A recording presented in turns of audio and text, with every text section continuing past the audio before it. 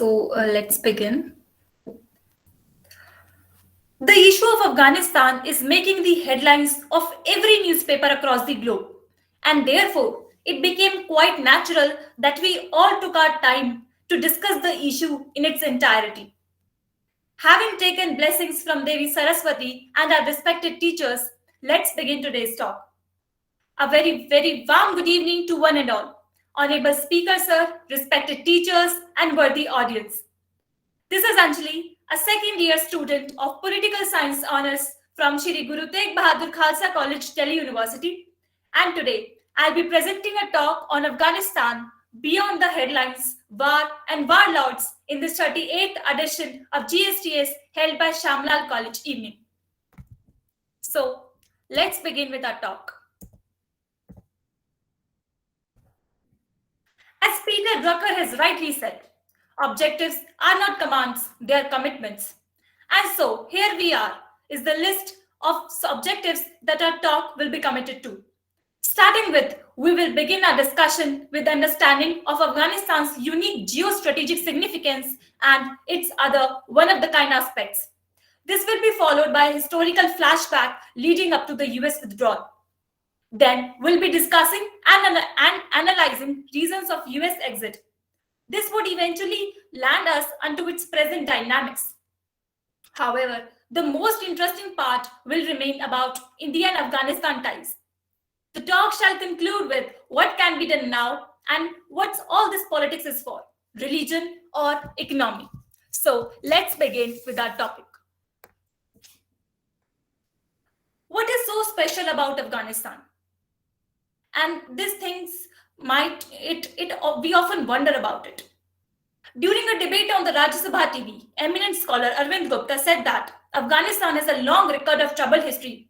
And when he says that, he shows a candle to us, that history has two eyes. One is chronology and the other is geography. Geography and geostrategic location determines many outcomes, and Afghanistan is no exception. The celebrated research paper, Tribalism in Afghanistan, the cultural geography of Afghanistan, catches the nub of the issue when it says that Afghanistan's history, its political development, foreign relations, and the very existence as an independent state has been largely determined by its geographic location. It is at the crossroad of Central, West, and South Asia, as we can see in this map. We have Indian subcontinent in the south, basically India and Pakistan. We have in the north the Central Asian republics, Kazakhstan, Turkmenistan, Tajikistan, and in the west we have Iran, Iraq, and the Middle East. Afghanistan lay on the ancient Silk Route, which connected the east and the west. The economic, cultural, political, and religious interactions between these regions made their borders very porous. And to add, Afghanistan is a landlocked country. It does not have any sea route, as we can see in this map. It is this special location of the country that made it a buffer zone and hence a bone of contention between several empires and great powers. Muhammad Iqbal famously called it as the heart of Asia, while Lord Curzon called it as the cockpit of Asia.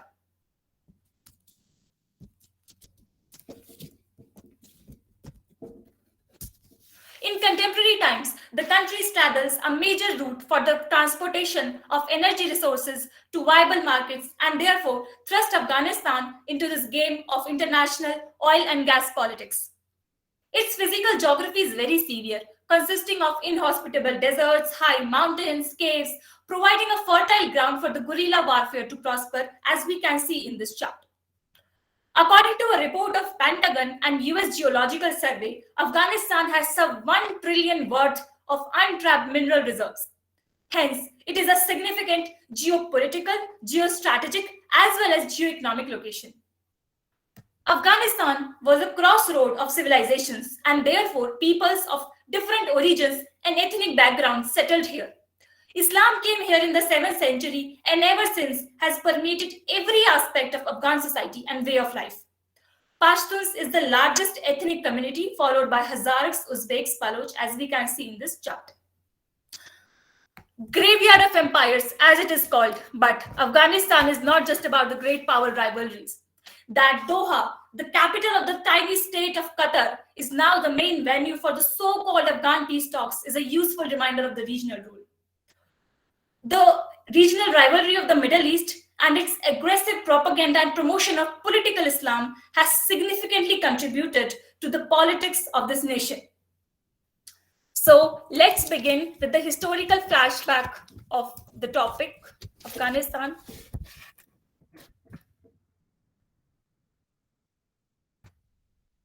Independent Afghanistan began its journey in 1921 when Britain abandoned its foreign relations.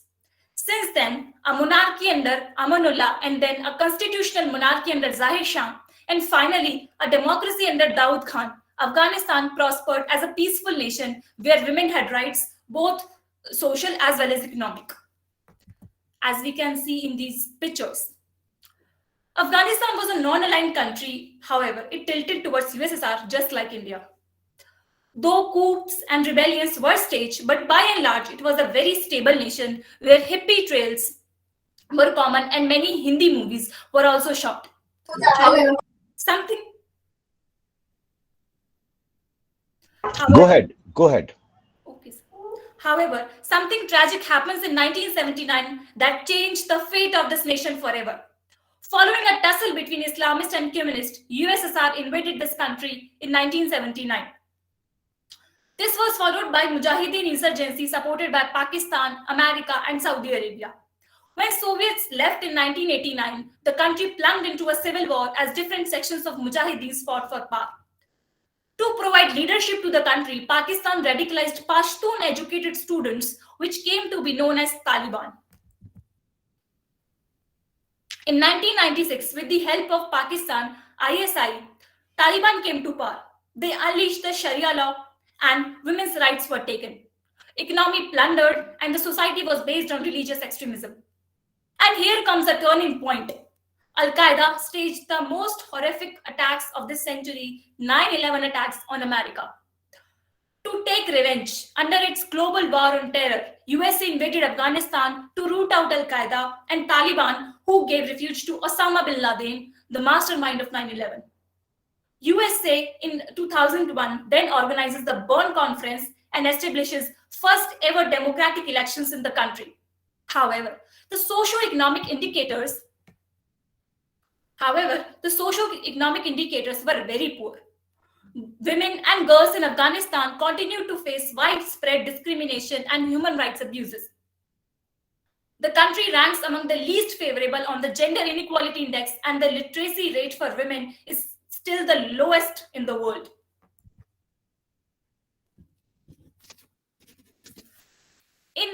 One in 18 Afghan children fail to reach their first birthday. 1 in 3 girls are married before their 18th birthday. 3.7 million children are out of school. And most horrifying is the fact that 60% of them are girls.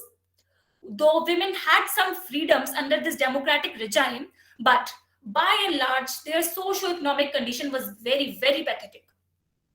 And Taliban and ISIS continued with suicide bombings and targeted attacks against the US Army, Afghan administration, and civilian population. How can we forget the girl Malala, who was just 16 years old when she was shot in head by Taliban just because she stood for girls' education? And here we come to this, and slowly and steadily we arrive at 2011 when America killed Osama bin Laden. With the killing of Osama bin Laden in 2011 and refinement of good Taliban in 2012, Obama administration initiated talks with Taliban and the process for withdrawal of US troops from the country. His successor, Trump, institutionalized this process and appointed Zalmay Khalilzad as US Special Representative to negotiate with Taliban. And finally, on 29 February 2020, US and Taliban signed a peace agreement on terms including for the US withdrawal of the troops and the Taliban to stop attack on them. However, we must note that direct Taliban and Afghan government negotiations began only in September 2020, but they quickly stalled and never resumed in a serious way. Mr. Biden continued with his predecessor's policy, and US exodus from Afghanistan is now a reality. We all remember the chaos at the Kabul airport. We all remember the chaos at the Kabul airport and people even going on plane wheels to escape this Taliban regime. US exit was known, but this tragic pullout has left us speechless. NATO allies asked for extension of deadline, but USA firmly refused. And this decision of United States was criticized at both home as well as abroad. And now let's understand that why did USA actually exit Afghanistan? So first reason being that there was a domestic public opinion in America that why to spend US exchequer on a country that was not giving anything in return. Uncle Sam believes that terrorism is not a national security threat now, and therefore, why to pump out taxpayers' money into this? Mr. Biden, while giving his speech on US exit, he said that USA invaded Afghanistan to achieve two objectives. One being to pull out or root out Al Qaeda, and the second being to prevent any future attacks from being planned in the country. And now it has achieved both. But I have something to say here that USA never ever defined its interest in America. It always talked about that vague idea of nation building, which is itself a very complex process. Though it established the democratic regime, but it never institutionalized this process. It never did anything to strengthen the intra-Afghan process. Another reason. We all are aware that we are living in a 21st century where economics and economy is a new reality. We have ample number of issues knocking at the door, be it climate change, cybersecurity, supply chains, technology transfer, and many more. And therefore, USA believes that terrorism is not a threat now, and therefore it has become out of fashion. Another thing I would say is the expansionist belligerent China in the Indo-Pacific region. We all know that the new Cold War has begun between America and China, and therefore Indo-Pacific has become new area of interest. So the focus is now being shifting from the West Asia conflicts, which are of course never ending, to this Indo-Pacific region. And therefore, USA made Quad, as we all know, the alliance of India, Australia, Japan, and USA, and AUKUS, United States, United Kingdom, and Australia. This is the security alliance. And I have another thing to say here, that another major reason why US pull out is that USA understood that Taliban is no Al Qaeda. It is not. It does not have any ambition of creating a global jihad. It has very Afghan-centric approach. Today's Taliban is eager to wash off the tag of a terrorist organization and wants legitimacy. This was one of the prime reasons to open a political office in Doha, Qatar. The way they got involved in the peace process proves their eagerness to achieve the same. Taliban 2.0 is much stronger than Taliban 1. Previous Taliban was based on donations from Pakistan ISI, but this one has its own economy. Their equipment, weaponry, training has been enhanced. And so, concluding this aspect of the talk, former US Ambassador Vivek Kajju has something to say here. He calls it as the strategic defeat of USA. But sorry, I call it as strategic power play of USA, which is indeed a shameful thing on the part of a superpower. With US and its Western allies gone, Ashraf Ghani government in exile, and a Taliban with a medieval ideology in power, Afghanistan is on the brink of humanitarian crisis and economic collapse. The local population is starving, coupled with COVID-19 ravaged economy. This sudden onslaught has its own grave implications. Socially speaking, women and children are at the receiving end of Taliban-induced violence. In the words of Eleanor Rikes, Taliban's government has imposed Sharia law. Therefore, high-heeled shoes appearing in balconies, media, beauty parlors, salons, schools, all are banned for girls. They have been forced to marry the Taliban commanders. They are forbidden from going out without a male companion. Can we imagine these things? Even the word women is now being removed from the name of the places. In the name of education, Islamic studies being taught. And failing these things, they get punishments from getting whipped to facing public executions. Can we genuinely believe that people are selling their daughters in order to feed the male members of their family? The entire humanity has been put to shame. Leave apart the political rights. The basic socio-economic rights are denied to women there. International Olympic Committee reported that its 700 male athletes and staff are facing humanitarian crisis. Even the countries that are sending their delegations for the peace process in Kabul are sending all male delegations. They don't have female representatives. And this has invited criticism from the feminist organizations across the globe. Can we reconcile to the fact that nearly 550 children died and 1,400 injured since the start of the year in the Taliban-induced violence? UNICEF's prediction is that without urgent action, 1 million children under the age of 5 will be severely malnourished and 3 million will be acutely malnourished. The country is still being poised by the threat of polio.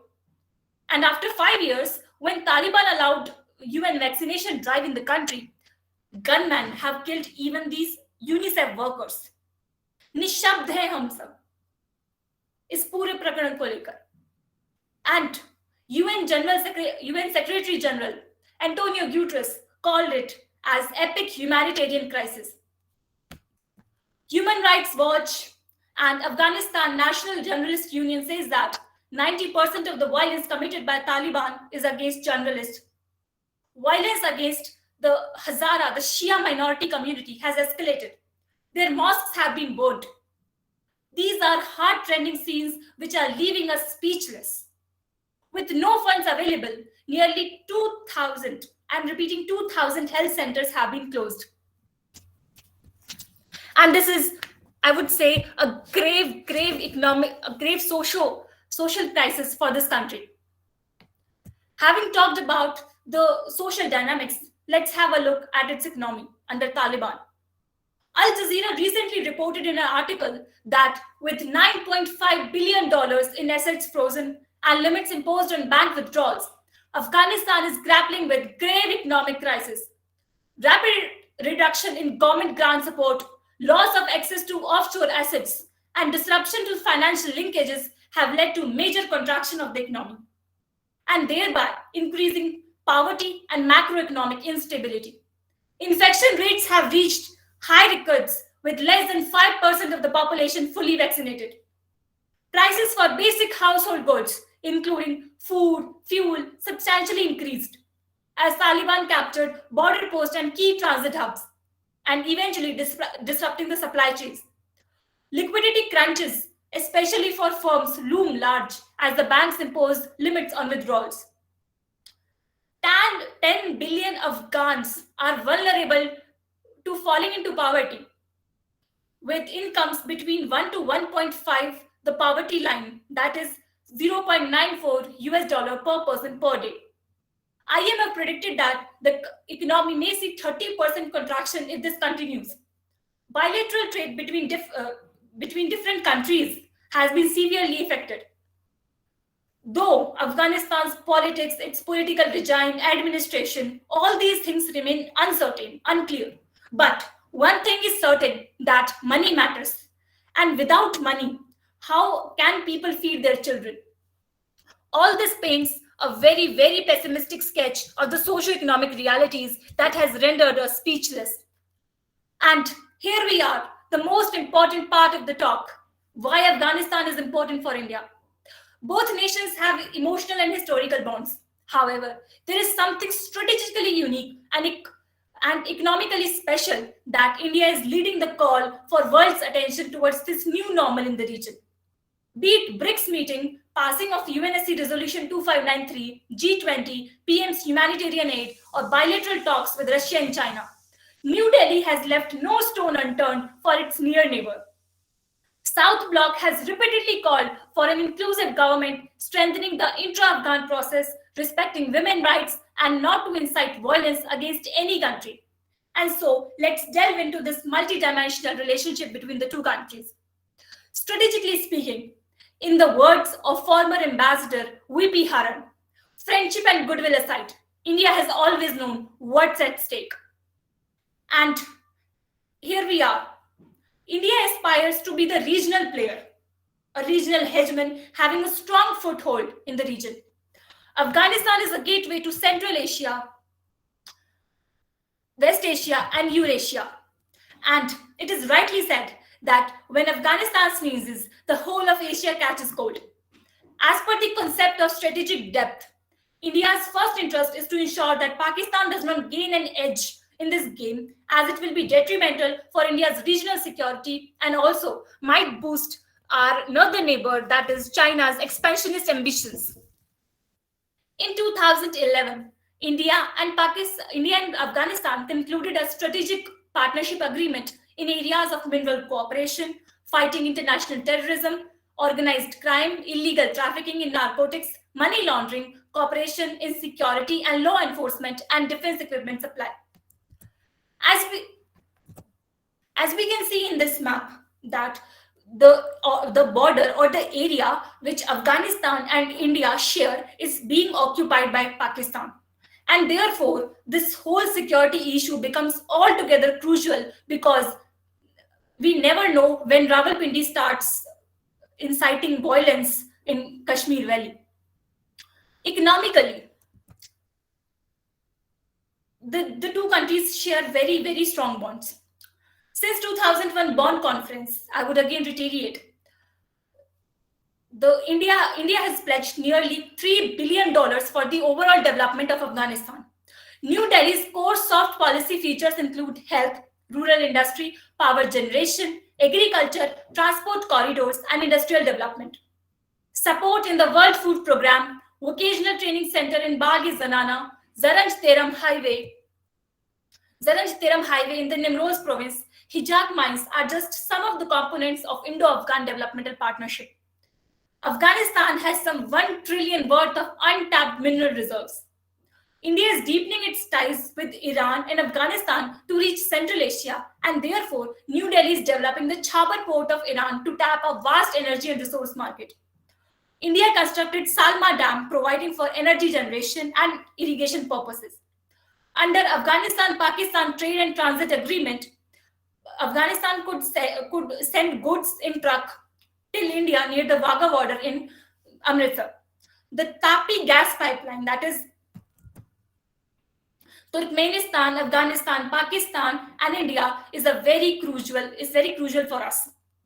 As of 2019, the bilateral trade between India and Afghanistan stood at over 1 billion. India constructed Sulabh toilets, health clinics, 220 kV transmission line, and renovated Store Palace. It is a very common understanding amongst the economists in India that with the regime change in Kabul, MSMEs will be severely hurt in India. While speaking at the Afghanistan conference in Geneva last year, S. Jaishankar rightly observed that there is no part of Afghanistan that has been untouched by the 400 plus projects that India has undertaken in the country. Diplomatically speaking, Afghanistan is part of India's neighborhood first policy.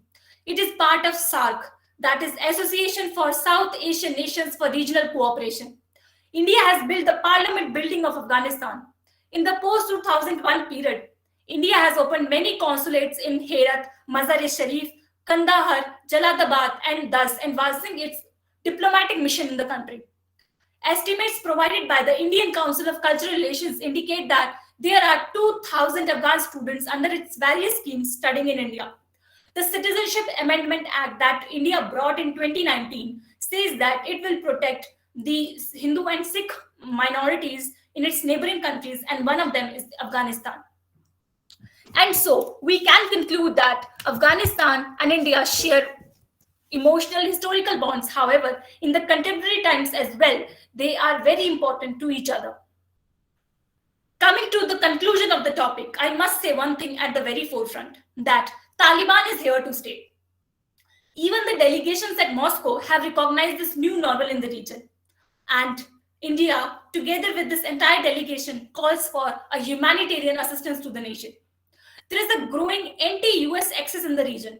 That is China, Pakistan, Russia, and Iran. And they are also extending the humanitarian assistance to Afghanistan, Taliban. And therefore, the only good friend of USA in this entire conundrum is India. And therefore, New Delhi has to balance the plane very, very carefully. Another striking feature, another striking difference, I would say, in this is that these countries have little to do with the humanitarian crisis. But India, as always, professing its 5,000 old civilizational values, it professes human rights, women rights, inclusive government in the nation. Though our main interest remain the spread of religious extremism in the Indian subcontinent and the situation in the Kashmir Valley. But these soft issues are very, very important for us.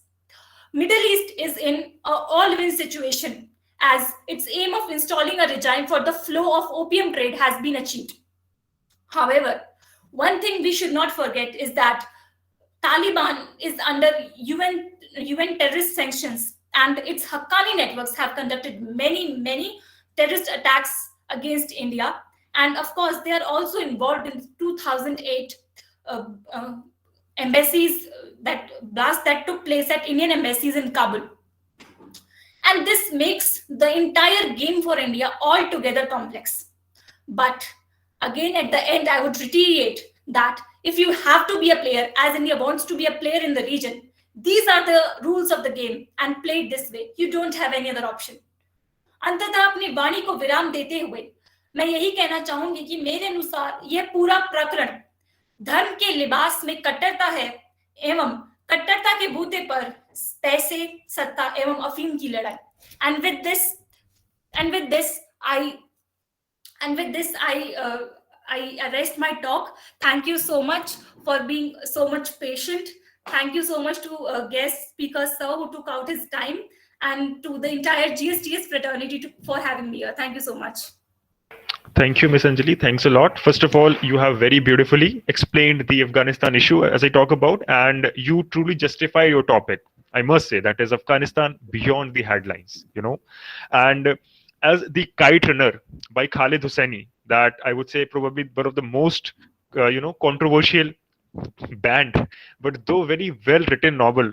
It says that it may be unfair, but what happens in a few days, sometime even a single day can change the course of entire history.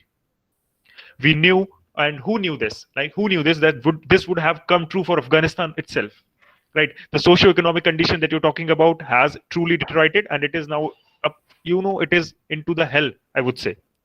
And the cultural aspect that you have covered, it was very beautifully covered. That is the relationship between India and that Afghanistan. And one of our speaker has also said that Shortogai, Manvi Saraswat, she has also mentioned the Shortogai that is in the Afghanistan. It used to be the trade center of India with in Indus Valley civilization's time. So there are some similarities, differences as well. But your topic was truly a masterpiece, I would say, and it was very beautifully covered. So now, without wasting much of our time, because we are getting short of time, so let's move towards the questions. So the first question has been asked by Ishant Sharma. He's saying, Afghanistan, how you see India and Afghanistan relation from now? I would say that it will be a mix of many things, because as I mentioned in my talk, that India has many stakes. We have Kashmir Valley, and we also want that the Taliban should respect humanitarian, means it should be humanitarian to its women, to its children.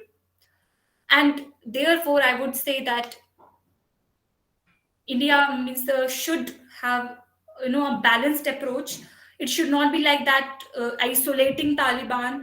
And we have at this Moscow, Delhi, when at the Moscow meeting, even we recognized that this is the new normal now. And as I would reiterate my statement that Taliban is here to stay.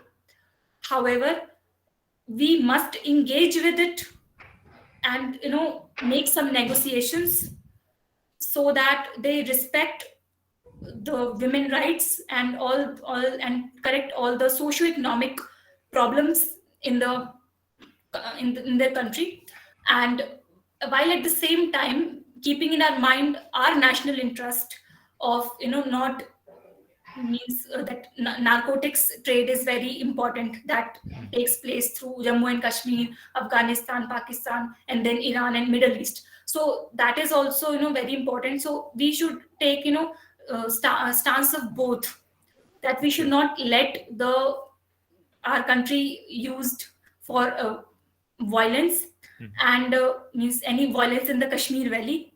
And while at the same time we, as I said, that we always promote our democratic values. So therefore, I think it should be a mix of both. We should promote democratic values as well as keep in our mind our own national interest. Okay, thank you. The next question is from Anjali Antil, and he's asking that what about the common people of Afghanistan, as they are the main sufferers? So, what, according to you, what could be done for them? In this also, I would say that the delegations of different countries, the neighboring countries, because see, Taliban will need money to run its country. It will need, because it is in a dire need of getting legitimacy, that it is now the new ruler in Afghanistan. And therefore I think this should be a transactional relationship, that is a give and take relationship, that we will give you humanitarian aid, but you will have to stop atrocities on women, on children, and correct the means running the economy well. And therefore I think it only international community can do, I think, this, because after all we will give money to them to run their country, and therefore in return we can ask this. Okay, thank you. And the next question is from Pallavi Dikshit. She's asking probably that Talibani takeover of Afghanistan is said to be a win-win situation for China. So, how has China benefited from this? Yes, I think China, because see, I think China and Pakistan, Russia, they were, one of they were the countries who said that there is nothing to fear from the Taliban regime. While at the same time, India was, again and again in different meetings was saying that this that it might lead to spread of religious extremism in the Indian subcontinent. जब means when this whole conundrum was going on, so in August India के पास UNSA की presidency थी, और उसमें हमने एक resolution pass करवाया था, जैसे मैंने अभी टॉक में भी मेंशन किया, दैट वाज 2593. सो इसके अकॉर्डिंग आई थिंक मींस इसमें सब मतलब कि 13 कंट्रीज ने अपना सहमति दिया था, और only Russia and China they abstain from it. And therefore शुरुआत से ही रशिया और चाइना ये दिखा रहे हैं कि we are with Taliban, supporting Taliban. So इसमें चाइना का जो मींस एक एम है कि जो उनका यूगर मुस्लिम केस है in the Xinjiang province, so they are like कि उसको तालिबान टच ना करे. और सेकंड जो मतलब मोस्ट जो मुझे सबसे ज्यादा मतलब जो थी इसमें well, good Anjali. Ajay, next question. This is very tough question Complicated, yes, complicated question. Ajay, next question, please. Definitely. So this will be the last question, as we are running short of time, and I'm really sorry, guys. You have shown that much interest in this particular session. Really appreciate that, but we are really short of time. So I will just be taking one question, and this is a very interesting question, has been asked by Shrubi. What do you think that after Taliban's takeover, can Afghanistan's economy survive?